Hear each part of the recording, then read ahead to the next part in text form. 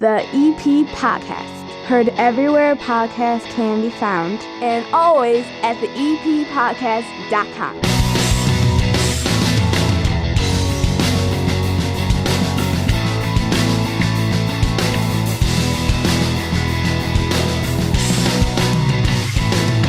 And welcome into the EP Podcast. My name is Chris Lanuti. Pull up a stool, belly on up to the 9-foot homemade oak bar here in my basement in Evergreen Park. It is now time for your weekend update, a quicker version of the EP Podcast, giving you everything going on this weekend and throughout the football season. Evergreen Park's head coach, Jerry Verde, he will be on very shortly. It is all brought to you by the First National Bank of Evergreen Park. They know that when you're working toward a financial goal, every little bit counts, and that's why when you open up a Total Access checking account, you get free ATMs nationwide. You get a $300 bonus. You get great mobile and online banking tools. You get easy access to your money. My banking is done at the First National Bank of Evergreen Park. I use the online tools. I get money put back into my account when I get charged by an ATM, no matter whose ATM it is. That's free ATMs. That's how that works. Open online at bankevergreenpark.com/totalaccess/EP. $100 required to open. Requirements to qualify. Must use link to apply. Member FDIC. And now your weekend weather.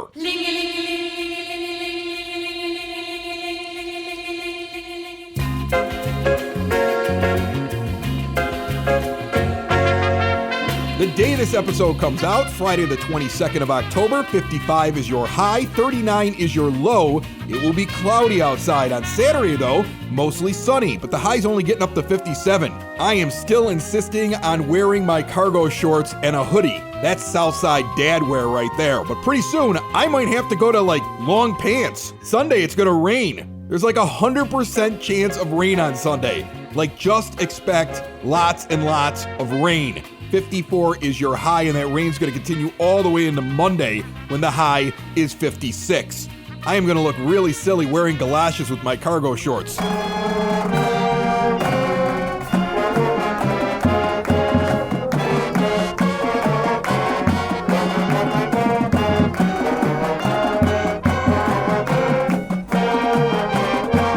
On the line with us, as he has been each and every Friday as part of the EP Podcast Weekend Update, his team getting their 5th win, which would give them an opportunity, a very strong opportunity to head into the postseason. Head coach of the Evergreen Park football Mustangs, Coach Jerry Verde. How are you, Coach? I'm good, Chris. 2 months goes by fast, huh? Yeah, it flies by. I'm kind of excited about the very good prospect that we'll get to talk a little bit longer here with the postseason. So we were talking a little bit before. I got you on the line and we started the interview, but I'm hoping that you can kind of explain it to anybody that doesn't know. The way that this works is you get your 5th win, big win, by the way. I know that, coming off of 2 losses, you're able to win the game last week against Eisenhower pretty convincingly at 34-7, and we're going to get into that. But getting that 5th win now gets you eligibility to be an at-large team that gets added into the postseason. If you win your final game of this season against Oak Lawn, who is 3-4, and that happens the day this episode comes out, Friday night on the road, 7 p.m. start on the 22nd of October, you're automatically in the postseason. What has to happen if you go in at 5 wins? How strong is your at-large bid? We have a pretty strong bid at 5 wins to get in. We currently have 36 points, and what happens is that every time an opponent that's on your schedule wins a game, as long as they're in the state of Illinois, they're an Illinois team, you get 1 point. And so we're at 36. Out of our 9 opponents, they've got a combined 36 wins. On a typical year, the high 30s, 40 get you in, and so we're just about guaranteed to be there, to get in. We believe that we're in the playoffs unless something really crazy happens, but we'd much rather be in the playoffs at 6-3 because the other thing that comes in then, as they seed the playoffs, obviously they start with the 9-0s, and 9-0s will play 5-4s, And then as that starts to get filtered out, at 6-3 with a high number, you're going to get an 8-1 or even possibly a 7-2. And obviously we'd probably rather play a team that's like 7-2 or or something like that than a 9-0.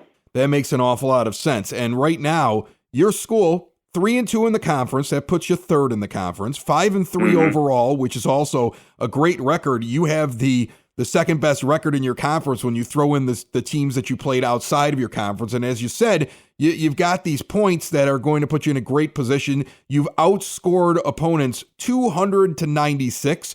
You've had a successful season, I would say, up until this point.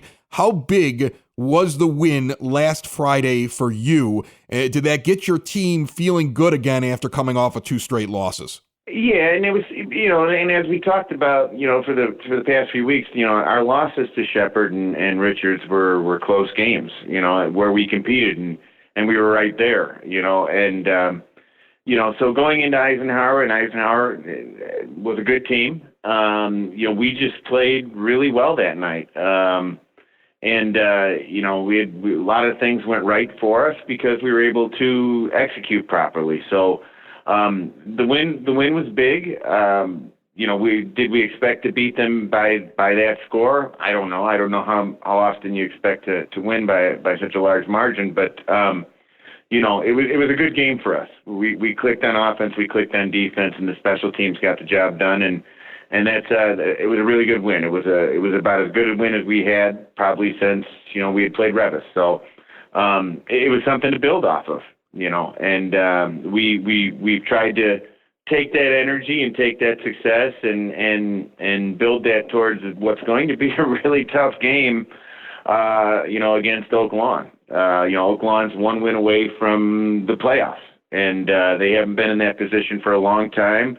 They're playing well. We've seen them on film. They've got some tough kids, and they've got some talented players, and we could be 8-0 right now, and Oak Lawn could be 0-8, and I could guarantee that we'd go to Oak Lawn and it'd be a good game, because whenever we play Oak Lawn, it's just it really is a hard fought game. A lot of our players know their players, and there's a little bit of banter there, and for the most part, friendly banter. So we're just really hoping to build off what we did in Eisenhower for this week. So before we get to the Oak Lawn matchup, last week we were talking about, the big players, the stars. Do kids come out all of a sudden and make a big impact? Was it that case to get 34-7 last week? To get that win, you had some of your stars show up? Oh, absolutely. Big standout this week is Elijah Matthews. He had 4 receptions for 133 yards and 2 touchdowns. That's a pretty good fantasy day on my fantasy football team. That's how I equate that. And defensively, he had 4 pass breakups and an interception. So he had a full night. And he was kind of our catalyst this week, and obviously our sophomore quarterback DeJon Feliciano, he was 12 for 18. He had 212 yards passing, and he ended up with like a passer rating of somewhere around like 160, which is out of this world. So he had a really good game for us, and that really led the way. And on the ground, we still got it done on the ground. We just didn't have the big numbers that we've had on the ground recently. So because we had so many passing yards.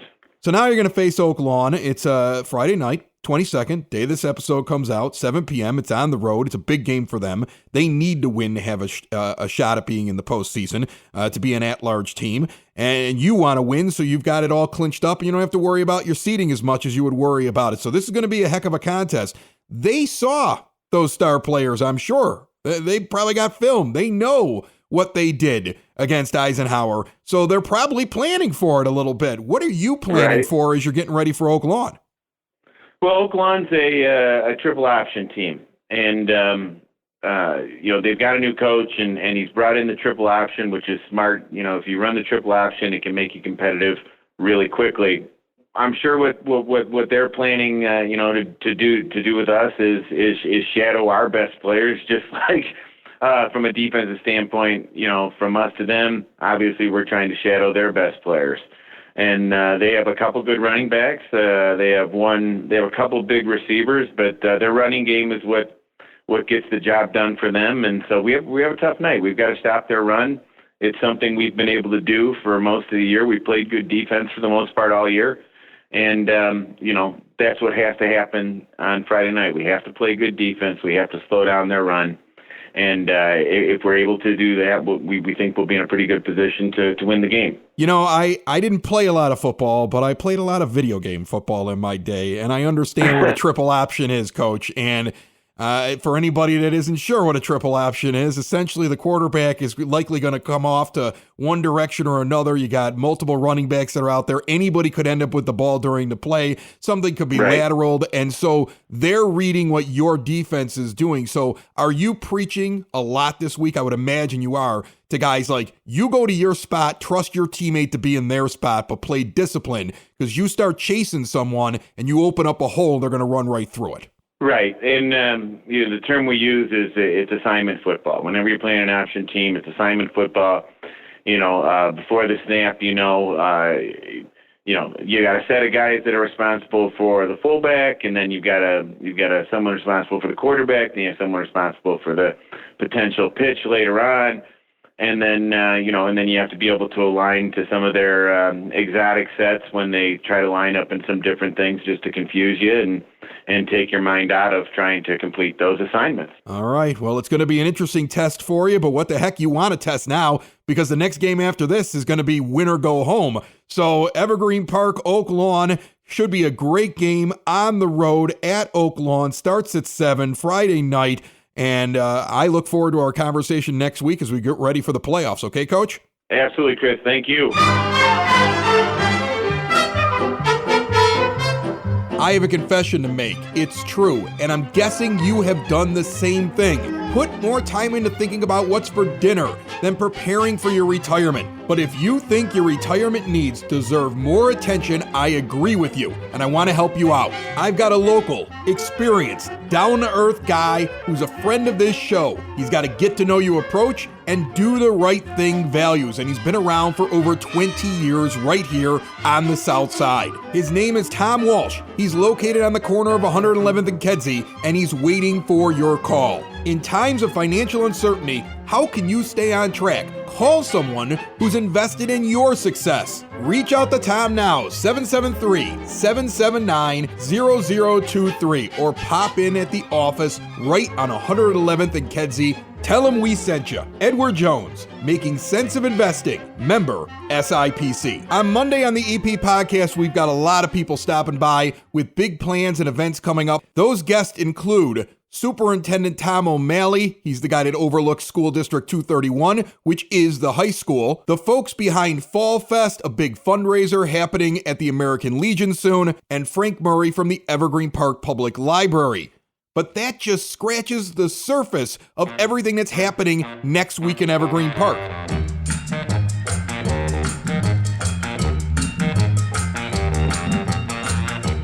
Tuesday, the 26th, there will be trick-or-treating with the high school. They did this as a drive-through last year. Now it's a big event where you park in the parking lot, you walk through from 4 to 5:30, get the kids in their outfits, bring them out there, kick off Halloween week in style on Tuesday over at Evergreen Park Community High School. Then Thursday and Friday at the high school, Clue the Musical, in which the audience will participate at the beginning in drawing the cards just like you would for the board game Clue.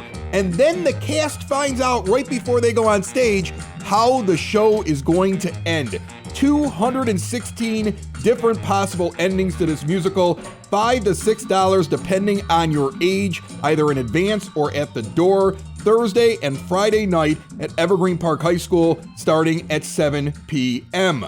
Also on Friday night at 50 Acre Park from 6 p.m. to 7:30, there is a Halloween parade, 91st and Rockwell. This is for EP resident children up to the age of 11 with their parents. Costume parade, pumpkin patch, refreshments, entertainment, a hayride, a goodie bag, and pumpkin decorating. You can even bring the kids over to the barn to see the animals. I wonder if they'll have cute little animal costumes. Do animals dress as people for Halloween?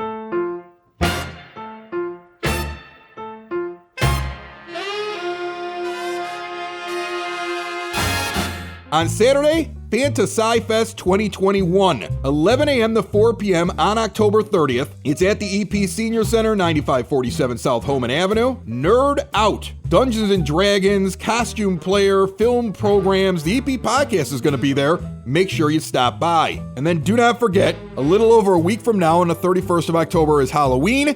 And Evergreen Park, so far from what I can see, has the longest Halloween hours in all the land, noon until 8 p.m. Make sure you are stocked up on candy. That's going to be an old-fashioned Halloween right there. As I mentioned before, Evergreen Park has so much going on, and we've got a bunch of guests coming in on Monday to sit down with the EP Podcast and tell you all about it. Do not miss an episode. Don't just follow us on social media.